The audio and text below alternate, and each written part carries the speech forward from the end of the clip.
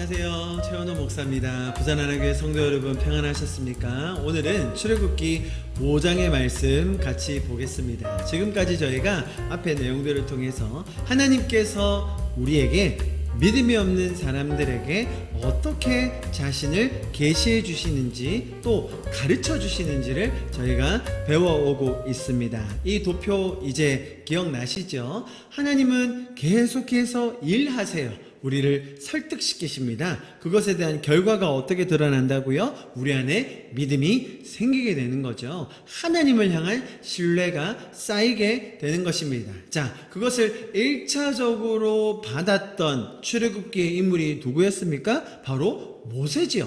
모세도 믿음이 없었던 사람이었습니다. 전혀 하나님을 몰랐던 인물이었죠. 그런데 어떻게 이렇게 출애굽기의 여정에 이제 동참하게 됐나요? 오늘 드디어 바로를 만나는 장면이 나오거든요. 자, 어떻게 이렇게까지 모세는 발걸음을 뗄 수 있었습니까? 하나님께서 계속해서 모세를 가르쳐 주셨기 때문이죠. 자신의 이름도 말해주시고 가지고 있는 능력도 보여주시고 앞으로 어떤 일을 할 것인지, 모세의 정체성이 무엇인지, 이스라엘 백성을 어떻게 생각하고 계시는지를 차근차근 설명해 주셨어요. 모세가 하나 질문하면요, 하나님은 10개씩 가르쳐 주셨어요. 그러니까 모세의 마음에 이제 이분 믿고 따라갈만 하긴 한가 봐. 이제 나도 걸음을 떼도 되나 봐. 뭐 그래, 까짓것 바로 한번 만나보지. 이런 생각이 들 수 있었다는 거예요. 그래서 모세가 이제 바로를 만나는 장면에 오늘 이르게 됩니다. 그것이 오늘 출애굽기 5장인데요. 오늘 인물의 포인트는요, 다름 아닌 바로입니다. 여러분, 바로면 어떤 이미지가 떠오르십니까? 당연히 아주 무서운 왕, 뭔가 이렇게 말하고 제안하면 전혀 소통이 되지 않는 그런 불통의 왕, 항상 화나 있고 뭔가 꼬투리를 잡으면서 이 이스라엘 백성들을 어쨌든 더 괴롭게 만들어가지고 자기 자신의 그런 영광과 위엄을 더 유지하려는 그런 왕으로 우리에게 각인이 되어 있습니다. 그러다 보니 그런 억세고 강하고 고집불통인 이런 악한 왕을 이겨내고 처리해서 결국 하나님이 가지신 그 일을 완성하기 위해서 뭘 베푸신다는 거예요?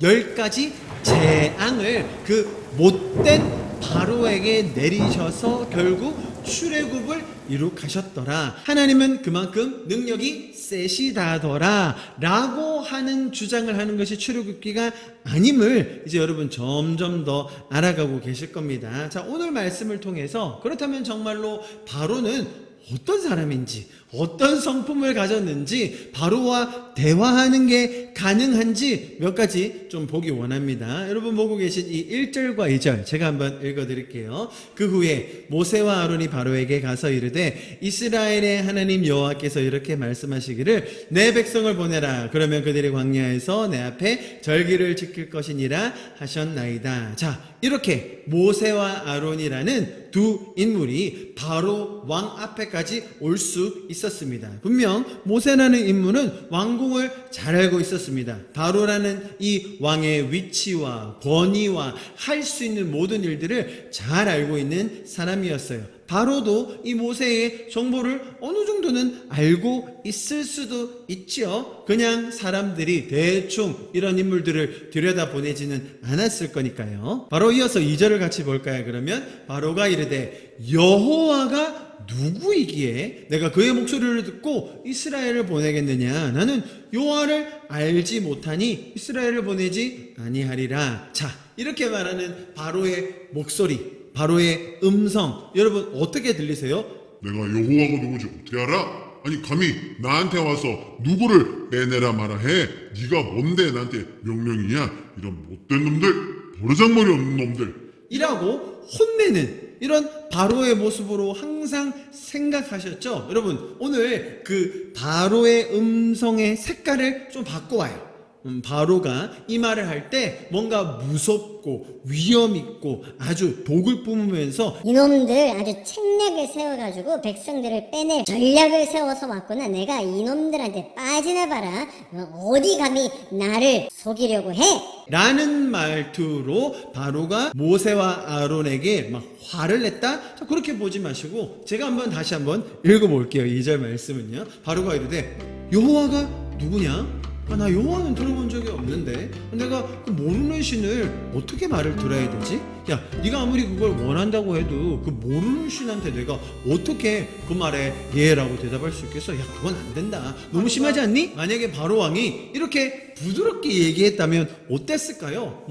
부드럽고 상냥하게까지는 아닐지언정 그냥 평범하게 자신의 생각을 담담하게 얘기하는 거죠. 나 여호와 모른다. 난 너희 신 들어본 적 없는데? 아니, 내가 모르는 신의 말을 듣고 어떻게 그 많은 사람을 내보내냐? 야, 아서라, 그 말도 안 돼. 라는 식의 너무나 자연스럽고 너무나 합당하고 너무나 논리적인 대답이 바로 왕으로부터 나온 거라고 볼 수 있죠. 자, 그러면 다음 절에는 뭐라고 이야기할까요? 자, 3절과 4절 같이 보겠습니다. 그들이 이르되 모세와 아론이 이야기하는 거죠. 히브리인의 하나님, 그렇죠, 자신들이 믿는 하나님입니다. 우리에게 나타나셨은즉 자신에게 나타났죠. 우리가 광야로 사흘쯤 가서 우리 하나님 여호와께 제사를 드리려 하오니 가도록 허락하소서. 자, 말이 됩니다. 여호와가 나타나셨고 우리 히브리의 하나님 이제 막 설명을 하는 거잖아요. 우리에게 나타나서 이제 우리가 나가야겠습니다 라고 이야기했는데, 자, 그 다음 이어지는 설명이 조금 이상해요. 보세요. 뭐라고 합니까? 여호와께서 전염병이나 칼로 우리를 치실까 두려워하나이다. 아니, 갑자기 이게 무슨 말입니까? 여호와께서 전염병이나 칼로 우리를 치신다니요? 하나님께서 그런 말씀 하셨나요? 모세한테 야, 너 가서 바로한테 똑바로 말해라. 말 제대로 안 했다가는 못 빼냈다가는 바로한테 제대로 말 안 했다가는 내가 너희를 칼과 전염병으로 칠 거니까 너 정신 똑바로 차리고 들어가. 목숨 걸고 해야 되는 거야. 알았지? 아니, 하나님이 모세한테 그렇게 말 안 듣고 고집 부리고 말로 하나님께 막 대들던 모세를 하나님이 단 한 번이라도 전체에 걸쳐서 그런 협박을 하셔가지고 그렇게 칼이나 전염병으로 이를 치시겠다는 말 하신 적 있습니까? 사실 모세가 너무 말을 잘해가지고 이 모세의 고집을 꺾기 위해서 화를 내셨다더라, 그런 표현이 있긴 해요. 그러나 그것이 모세에게 직접적인 피해가 갔나요? 아니, 무슨 모세를 저주하기를 하셨습니까?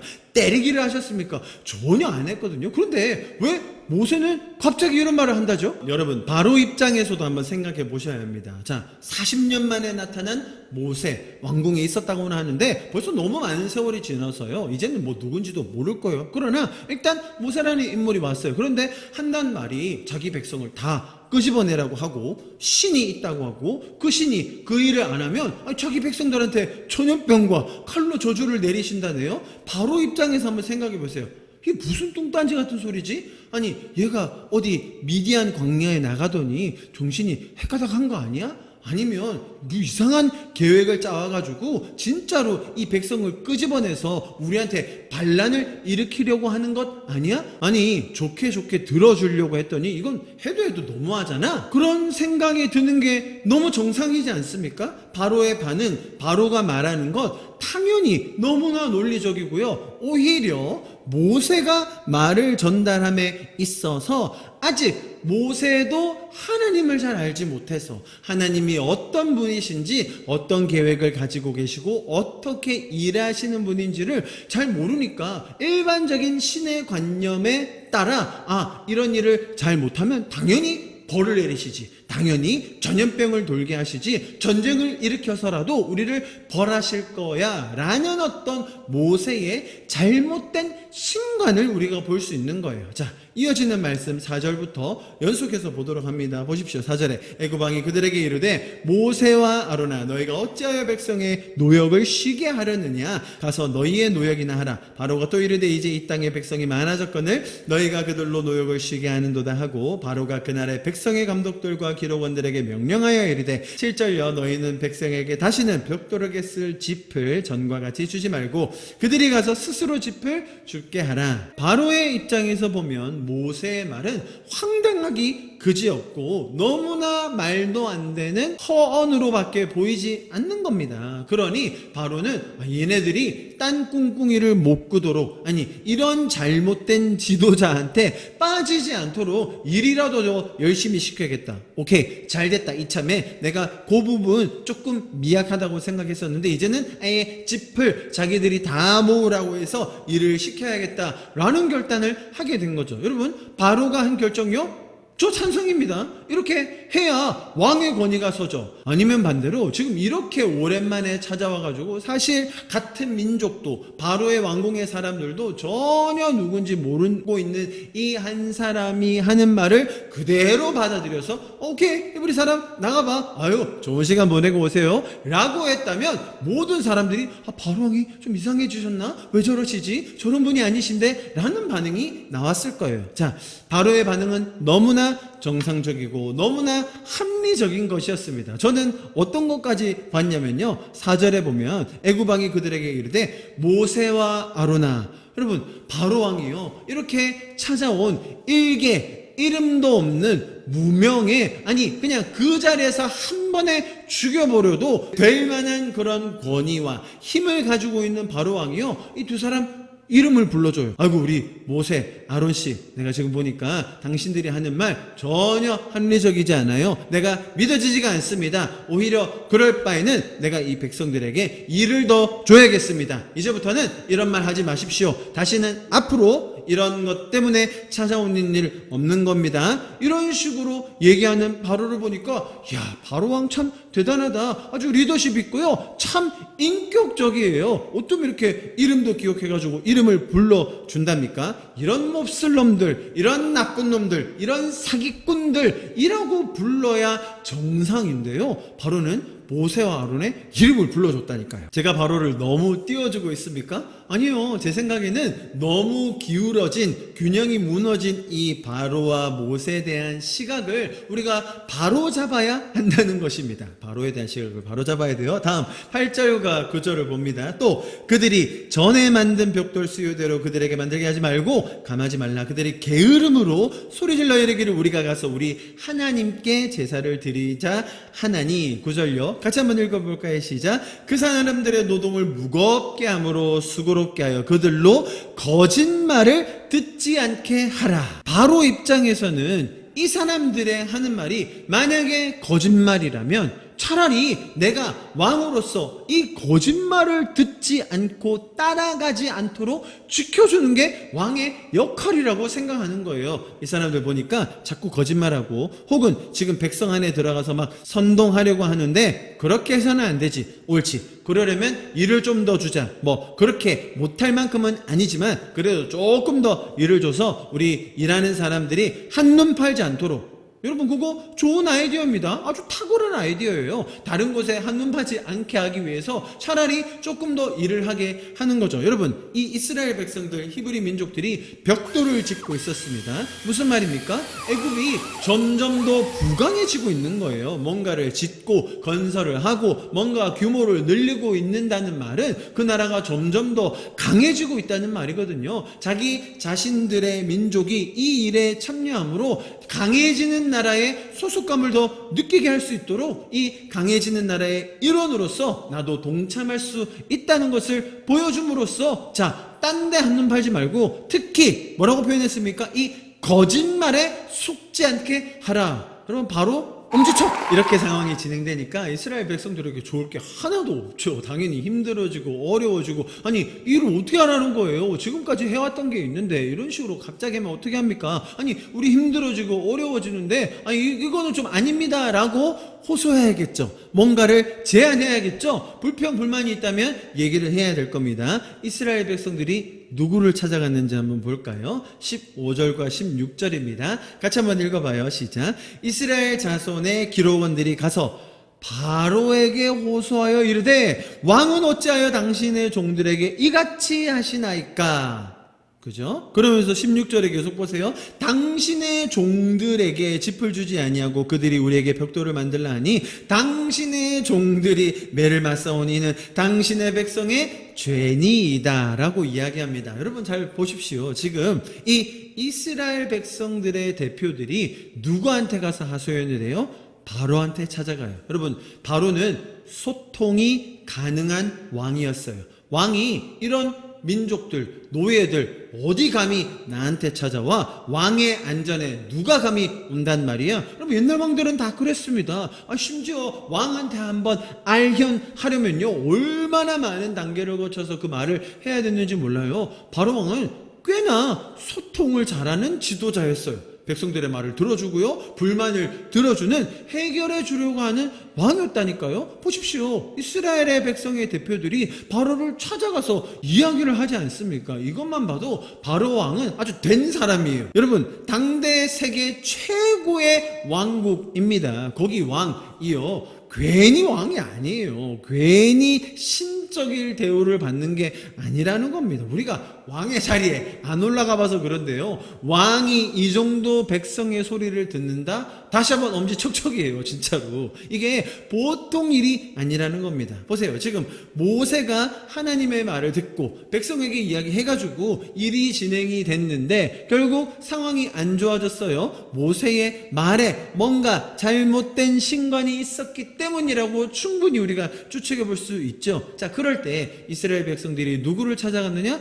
바로를 찾아갔다는 겁니다. 분명 지금 우리는 하나님을 믿는 성도로서 문제가 생겼을 때, 어려운 일이 있을 때 우리가 하나님을 찾아가죠. 왜요? 하나님은 우리의 기도를 들으시고 또 응답해 주시는 분이시기 때문입니다. 만약에 우리도 이런 다급한 상황에서 하나님을 몰랐다면 당연히 권력 있는 사람을 찾아가겠죠. 당연히 실력 있고 문제를 해결해 줄 수 있는 사람을 찾아가겠죠. 그러나 이스라엘 백성들, 이스라엘 지도자들은 비록 모세가 이야기하는 그 한마디 말, 또 기적들을 보긴 했으나 아직 하나님에 대한 믿음, 신뢰 생기기 전입니다. 그러니 이렇게 실력 있고 문제를 해결해 줄 것 같은 바로왕을 찾아간 겁니다. 자, 그랬더니 바로왕의 대답이 뭐였습니까? 전혀 그 말에 응답해 주지 않습니다. 바로왕의 마음이 결정이 되었어요. 한번 결정한 것을 밀어붙이는